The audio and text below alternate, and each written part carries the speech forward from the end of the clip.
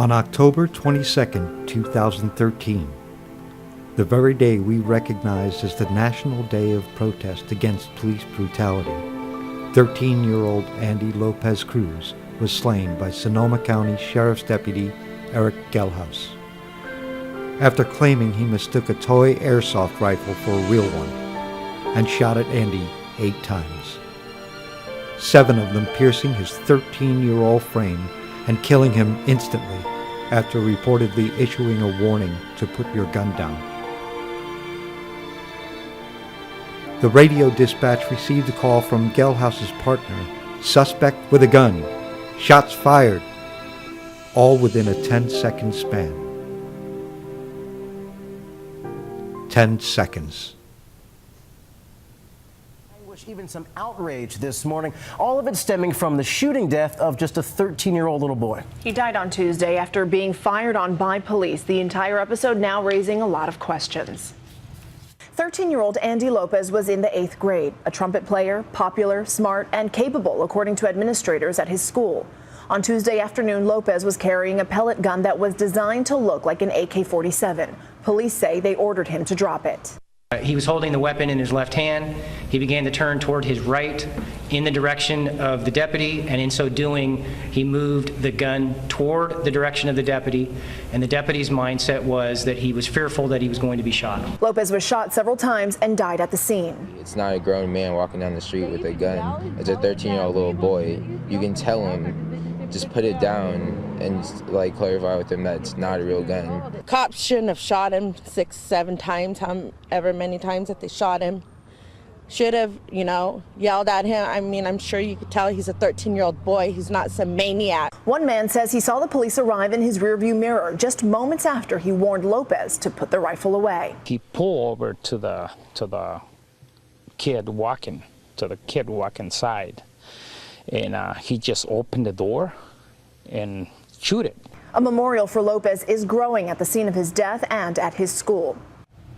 Police are promising a transparent investigation, and the deputies involved have been placed on administrative leave. This is Sonoma County Deputy Eric Gelhaus, a supposed firearms expert, a military Iraqi veteran,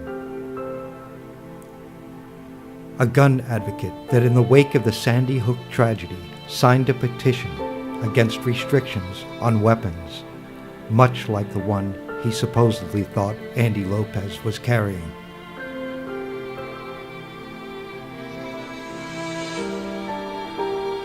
He wrote for many gun advocacy magazines such as SWAT, Gun Zone, and The Firing Line. Some of the articles he wrote that even dealt specifically about dealing with BB guns. Mysteriously, some of these articles started disappearing from the internet within days of the shooting.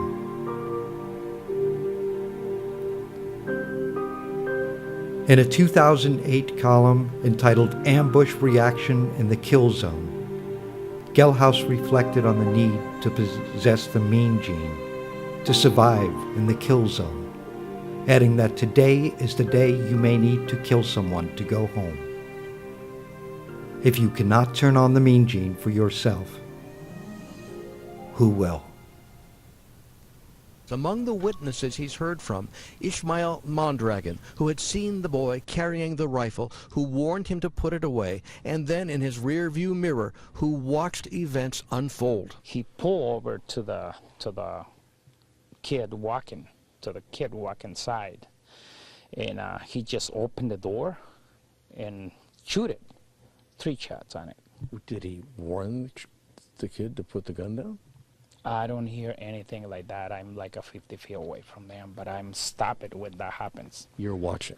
Yeah, I'm watching. Mr. Mondragon says the incident took all of 10 seconds. Police investigators agree it did unfold quickly. He's a really good kid. He wasn't bad at all. If he would have been told to freeze, put your weapon down, if they thought it was a weapon, he would have done that. He was a good kid? He was a good kid. He was a kid. He was 13 years old. He didn't look like a man. You know, Andy, he was a boy. That he was in fear of his life, the life of his partner, and the community members in the area. And that's why he responded in the way that he did. The sheriff's office has released no information about the deputies except to say that they are on extended leave.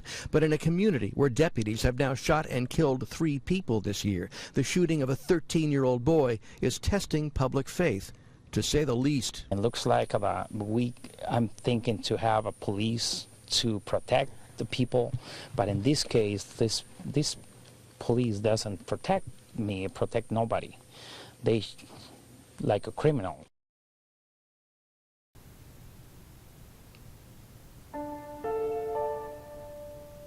This is the image that was widely circulated by the media. Andy's toy gun is the one on the right. From this angle, notice how big it looks as compared to the real AK-47 on the left.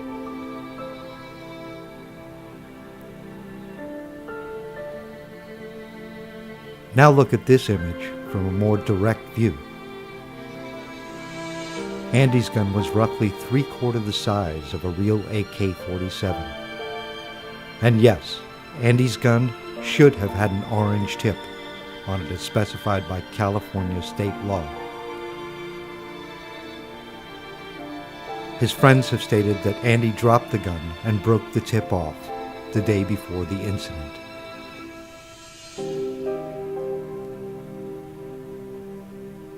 It also should be noted that Andy was in a field where kids routinely played with airsoft rifles. And there were at least 5 people that saw Andy walking down the street just moments before Gelhaus stopped and opened fire on him. Not one of them felt Andy was a threat. They knew he was a boy with a toy gun. And none of them are firearms experts.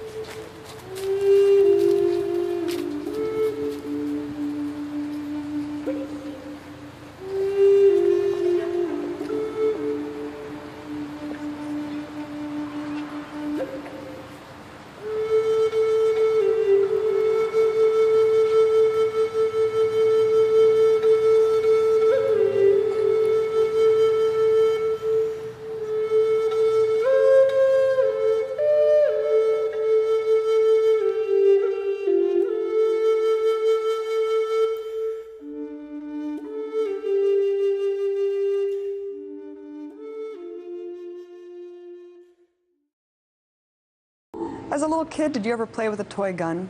Of course you have. Who hasn't? Well, today in the trigger-happy nation of the US of A, simply having a toy gun out in public can get you killed. This is exactly what happened to an 8th grader named Andy Lopez in broad daylight. He was walking to his friend's house in Santa Rosa, California, holding this airsoft gun. Now, officers claim that they thought it was an AK-47. When Andy didn't drop the gun, they opened fire, resulting in the death of a 13-year-old boy. So what's next for the Lopez family, who are seeking justice for their son's death? Here to talk about the issue of police accountability, I'm joined by the lawyer for Andy Lopez's case, Arnaldo Casillas. Thank you so much for coming on the show, Arnaldo. Abby, I can't tell you how happy I am to be here. Thank you. So can you break down for our audience what exactly happened to Andy Lopez that day? Well, let me just correct things a little. I mean, you suggested that the officers gave Andy the option or maybe some time to respond. The fact of the matter is, at least what witnesses tell us, is that that opportunity just wasn't there. They drove up behind him. As they were exiting from their patrol car, they called out to him some order. We don't know what the order is yet. And within 2 to 3 seconds, 3 at the longest, they were shooting. The police officer that shot, and only one shot, hit him in the heart. Andy fell to the ground immediately, and the officer continued to unload his firearm into his body. As I understand, he was also handcuffed after laying on the ground. Is that correct? Yeah, from what we understand, they rushed over, they handcuffed him, turned him over, and made the realization of what had just happened and started giving him CPR. Like I said, that first bullet literally went through his heart. CPR was a worthless gesture at that point. Talk about the cop who killed Lopez, Eric Gelhaus. What is his background with the LAPD? I'm sorry, the Santa Rosa Police Department, and what does he claim happened that day? Deputy Gelhaus claims that he feared for his life. The Santa Rosa Police Department is doing the investigation, and they immediately, I think the day after the shooting, marshaled up a real AKA and a toy AKA to suggest that his belief was reasonable. And that actually is why we filed as early as we did.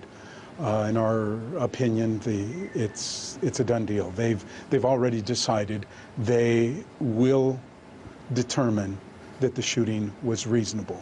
They will not put a critical focus on that observation. And the shocking part is, there was a witness that immediately drove by before Andy, seconds before the police officer got there, and he noticed 2 things. Again, not a police officer, not a weapons expert like Mr. Gelhaus. That witness concluded that it was a kid, first of all, and 2, that he was carrying a toy gun. And what's shocking is that the officer could make those same observations. Got out and shot, period. Very shocking. You would think that they would be able to make that same observation that a bystander would. Gelhaus's attorney just said in an interview that this case has nothing to do with age or race. Do you agree with that sentiment? Andy was a 13-year-old kid. He loved to play the trumpet. He loved to box. 8th grade, 140 pounds, 5'3". There is no way that he could have been mistaken for anything other than a kid. What is the status of the investigation? Oh, I'm sorry. Go ahead. No. That part of town is a primarily Hispanic part of town. Deputy Gelhaus has a penchant for profiling things. Just recently, he approached a vehicle about a month ago, believing that there was some sort of crime afoot, drew his weapon and approached the passenger and literally held a gun inches from the passenger's head. When they complained about it to Gelhaus's supervisors, the supervisors told them, he was profiling you. You were driving a nice black car in a part of town. It was profiling. And I believe that we basically had the same thing. It was shoot first, ask questions later. I don't think this would have happened in a different part of town, frankly. And what is the status of the investigation of the murder right now? Are there any punitive measures being taken against Gelhaus by the Santa Rosa Police Department? I understand he's on administrative leave, and that's what's shocking to Andy's parents. Andy's been cremated. His body is now in an urn at their home, and the officer, for all intents and purposes, is on vacation. I suspect, again, that he's going to be vindicated by the Santa Rosa Police Department. That's shocking, and that's why we filed the lawsuit as soon as we did. It's time for us to do our investigation. And as the family's lawyer, what would accountability mean to the Lopez family? Truly, they are still optimistic that the district attorney is going to do the right thing. They're still optimistic that a critical eye is going to be used when they look at his statements. They are hopeful that justice will be done. They're hopeful that the officer is going to be prosecuted.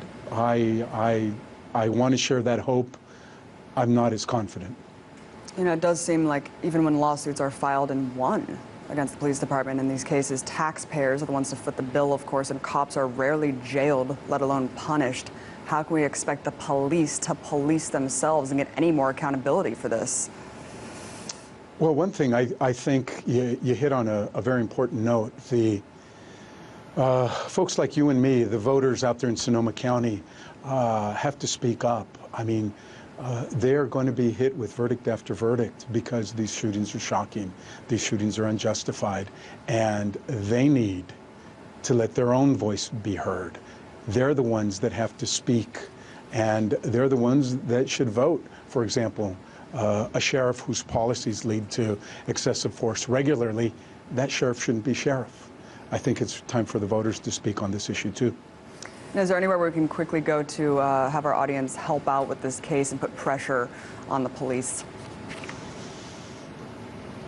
Yeah, the family, I should say, has been overwhelmed by the incredible outpouring of support. There are regular marches in the Santa Rosa community. For those folks that are out there, I ask that you please join.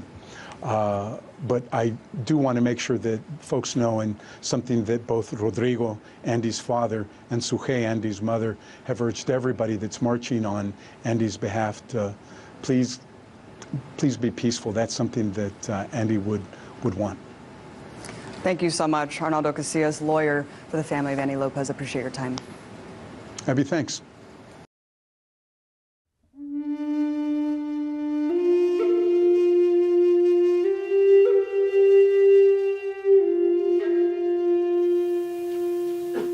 I think what was most shocking to Andy's parents was the kind of reflexive approach by the Santa Rosa Police Department and the Sheriff's Department to immediately try to justify the shooting. The first thing they did right off the bat was call a press conference like today and try to convince you folks, as well as the public, that the shooting was justified by trying to compare the toy that Andy had with him and a real AK-47. What was apparent to all of us, okay, was that the City of Santa Rosa Police Department, as well as the Sheriff's Department, are uncritically accepting the version of Eric Gelhaus. Okay? Deputy Gelhaus told them that he feared for his life, and that he shot, believing that Andy was armed. And to try to instill that in all of you and in the public's mind, they pulled out a real gun, okay? What they didn't tell you was that there was a gentleman who drove by Andy seconds before the police officers shot, literally seconds. And he noticed two things. He noticed that the boy walking along the sidewalk was just that, a boy, unequivocally, okay? Two, he concluded that the gun was a toy. And I asked him, I said, well, how could you tell? He says, well, it was a toy. He says the way he was holding it, the way he was swinging it, clearly, okay, to the untrained eye, a toy, okay? What we do know, okay, from a group of people that were traveling in a Nissan behind the patrol car, okay, is that from the stop sign, the Sheriff's Department deputies accelerated towards Andy, got to about 30 to 35 feet from him, called out a command, and simultaneously bailed out. And the passenger deputy, Mr. Gelhaus, immediately began to shoot, okay? The witness statements are anything from 2 to 3 seconds. Now, again, the Sheriff's Department and the City of Santa Barbara Police Department are saying, well, it's 10 seconds, it's a long time, suggesting that they had the opportunity to evaluate things and really get a sense of this danger, okay? That's not true. It's just simply not true. They yelled out a command, 3 seconds at the most, they were shooting. And I say they, it was actually Mr. Gelhaus. What the autopsy shows, and we've provided you a copy of that, is that Andy suffered 7 gunshot wounds. Doesn't mean he was shot 7 times. It means he suffered 7 wounds. He had, for example, wounds in his arms and hands. That's, you know, a bullet could have gone through his arm into his body. But what we do know, unequivocally, is that the first shot that hit Andy dropped him. Again, Mr. Mondragon, the gentleman in the vehicle ahead of the patrol car, he's watching this through his rearview mirror. He hears the command. 2-3 seconds later, there's a shooting, and he sees Andy fall immediately, okay? That first bullet, as Andy was walking along the sidewalk, he turns. The bullet hits him right above the nipple. The trajectory is front to back, right to left. It went through his heart. It killed him. He fell to the ground. As he was falling, the officer continued to shoot. Andy has 2 gunshot wounds in his lower buttocks area. The trajectory of the bullets are from the lower part of his body up into his torso. Again, you could only get those gunshot wounds if you're shot in a position that is on a horizontal plane. What we do know, too, is that Gelhaus basically unloaded in a super reckless way. I mean, to say it's reckless doesn't even come close. We've got, for example, on one of the buildings across the way, across the vacant lot, we've got gunshots. I think there's one about 8 to 9 feet above the ground. There was no regard for, certainly Andy's life, there was no regard for public safety. He literally was unloading his gun in a public place and shooting in an uncontrolled way. We filed the lawsuit,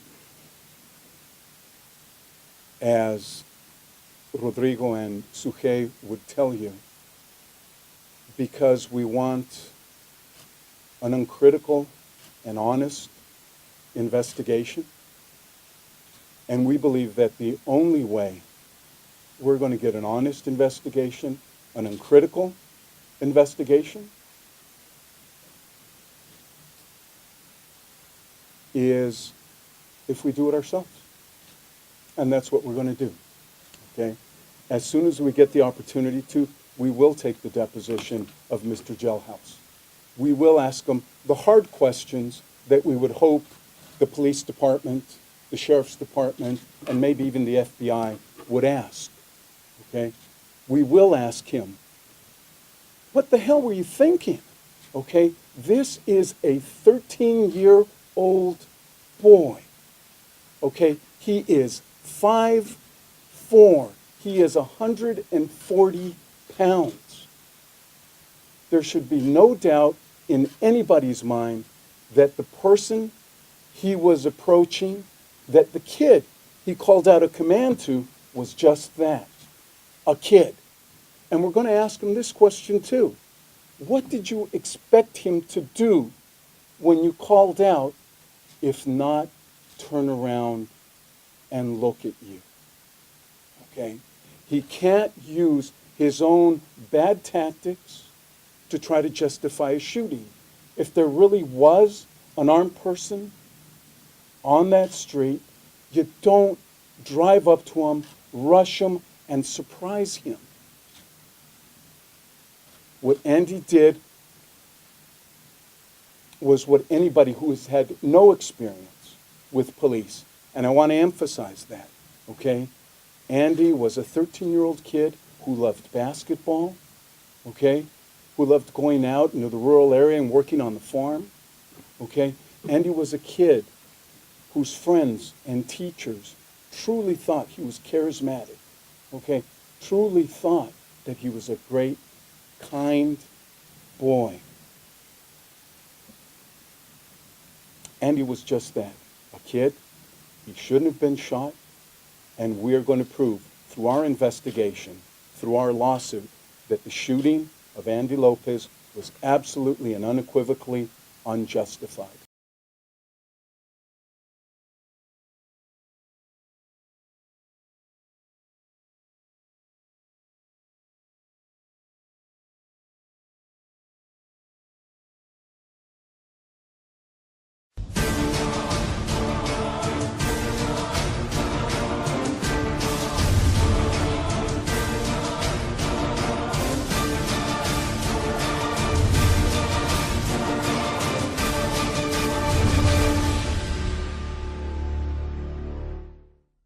Attention everyone in Sonoma County. We are anonymous. To the family of Andy Lopez. It has come to our attention that you have been contacted by someone claiming to represent the Anonymous Collective, and has threatened you saying that they will hack your Facebook page and post graphic images from the crime scene of Andy Lopez. We wish to state publicly that this individual is not in any way affiliated with Anonymous and does not speak for the collective. That person is only trying to stir up trouble to make a bad name for Anonymous at your expense. And as we speak, we are currently seeking to identify this person, and we will soon have their information and will respond accordingly. Trust that you have nothing to fear from us. We have no desire to add to the pain and grief that this terrible tragedy has already caused you. Nor would we ever attempt to soil the memory of an innocent child. That is not what Anonymous is about. This is why we targeted Westboro Baptist Church. Because such actions are unacceptable. Family of Andy Lopez. We are not your enemy. If anything, you have our full support and condolences. On Tuesday, October 29th, we will join you in your march demanding justice for Andy Lopez. Citizens of Sonoma County, please join us for a show of love and support of the family of the late Andy Lopez. Honoring his memory by coming together as a community in demanding justice for the young life that was needlessly ripped away by two deputy sheriffs. We are anonymous. We are legion. We do not forgive. We do not forget. Expect us.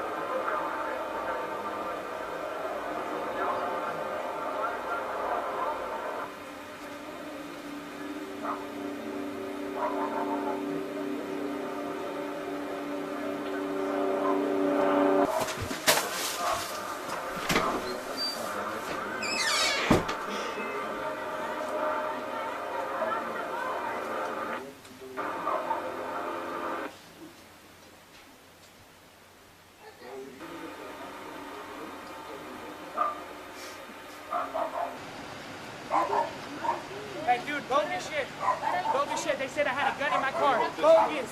Liars. They just want me to go to jail. That's hey, a look safe. at Mr. Lipton, too. You see him? Yep. We got him. We got him.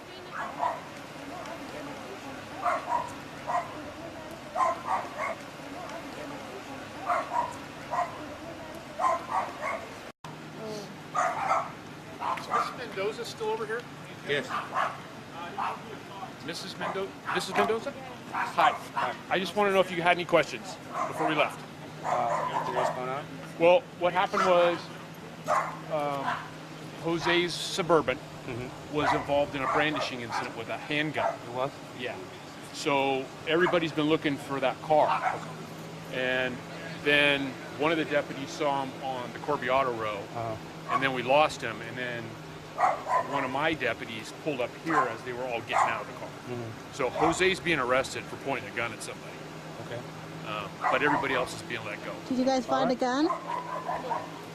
Pardon me? Did you find a gun? I don't even know who you are, ma'am. Does it matter who I am? I'm not going to discuss the investigation with you. It's not my investigation. Whose is it?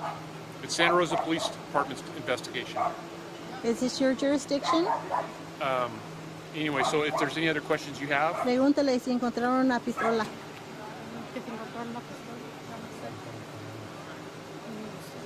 no? You good? I think that's it. Okay. You want my card? Sure. You guys can call me if it's Santa Rosa's case because it happened in the city of Santa Rosa. So I don't have anything to do with that. But if, we were looking for somebody armed with a handgun, so that's why. So what about the other blow? They're all going. They're all coming. No, not a problem. Not a problem. Is that Mr. Lupton down there?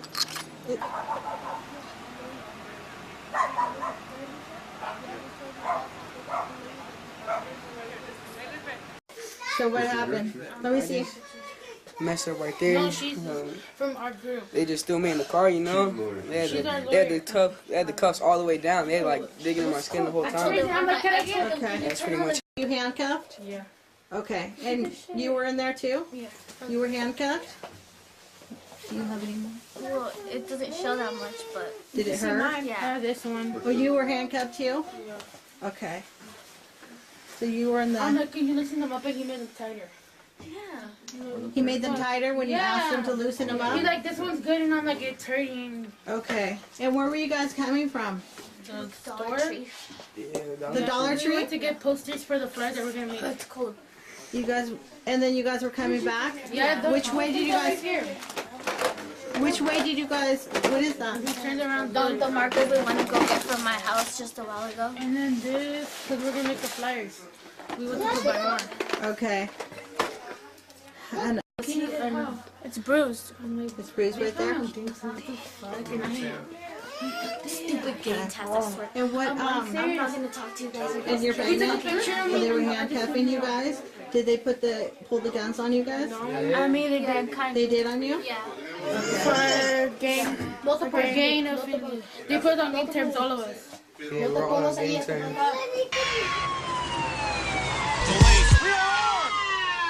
What would you do if you knew all the things we knew? Would you stand up for truth? Or would you turn away to? And then what if you saw all of the things that's wrong? Would you stand tall and strong? Or would you turn and walk away? What would you do if you knew all the things we knew? Would you stand up for truth? Or would you turn away too? And then what if you saw all of the things that's wrong? Would you stand tall and strong? Or would you turn and walk? I see a message from the government, like every day. I watch it and listen and call them all suckers.